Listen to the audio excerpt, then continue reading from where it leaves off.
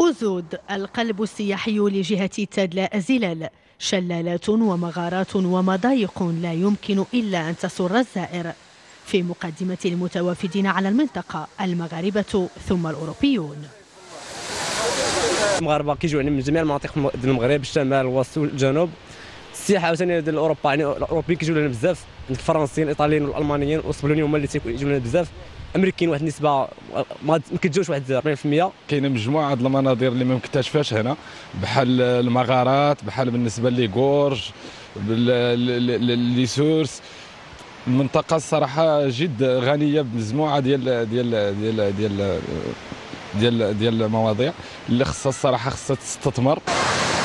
ولعل سحر المكان يزداد عند القيام بجولة في الوادي أو الانتعاش بالسباحة.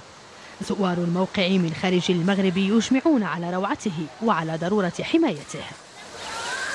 أنا اسمي عادل من السعودية، جيت مع زوجتي وولدي وبناتي عشان يستمتعون بالمغرب، و10% من أجواء المغرب وطقس المغرب وجمال المغرب في شلالات كاس أوزود.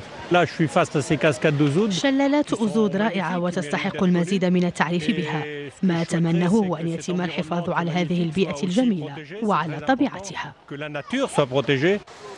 زيارة إلى أوزود قد تنسيك أياما من ضغط العمل وحرارة الأجواء، وطبعا لابد من تذوق الأطباق المحلية واقتناء بعض تذكارات الصناعات التقليدية.